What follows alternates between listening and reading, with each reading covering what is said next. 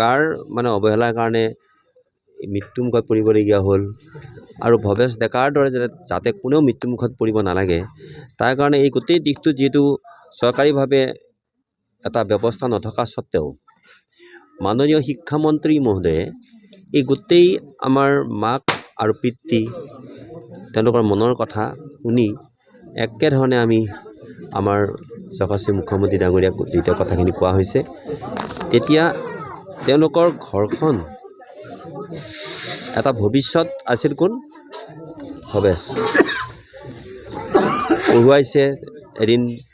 উপাৰ্জন কৰিব মা দেউতাকক চাব এই যিটো নেকি তেওঁলোকৰ এটা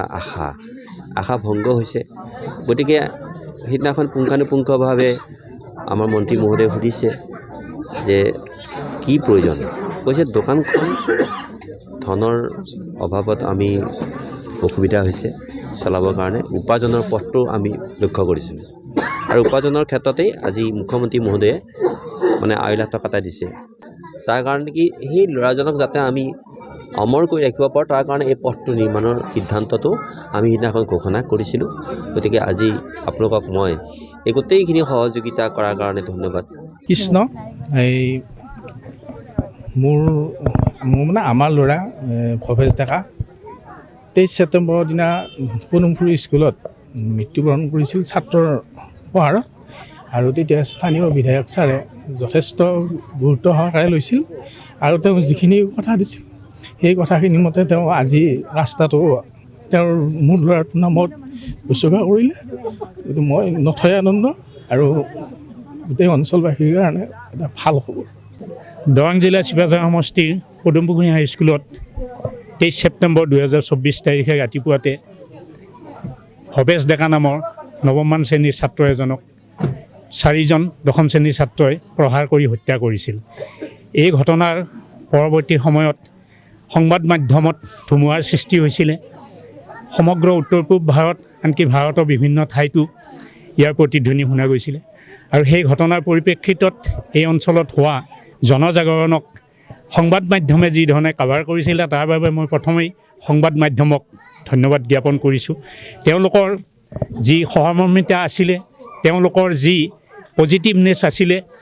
সেইখিনিয়ে ৰাইজক সঠিক দিশত আগবঢ়াই নিছিলে আৰু তাৰ পৰিপ্ৰেক্ষিততে ইয়ালৈ 5গৰাকী বিধায়কৰ সৈতে আমাৰ চিপাঝাৰ সমষ্টিৰ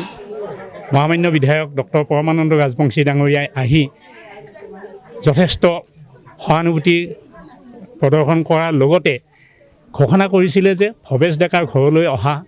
এই গাঁৱলীয়া পথটো তেখেতৰ কাৰ্যকালত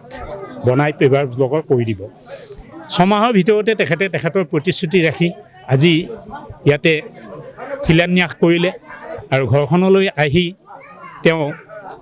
গাঁওখনক ঘৰখনক সকলোকে এক ধৰণৰ আশ্বাস দিলে আৰু ভাল লাগিলে 2 লাখ টকাৰ এখন চেক ঘৰখনৰ আৰ্থিক উন্নয়নৰ বাবে মুখ্যমন্ত্ৰী ডাঙৰীয়াই আগবঢ়ালে তাৰ বাবে আমি প্ৰশাসনৰ লগতে আমাৰ মহামান্য বিধায়ক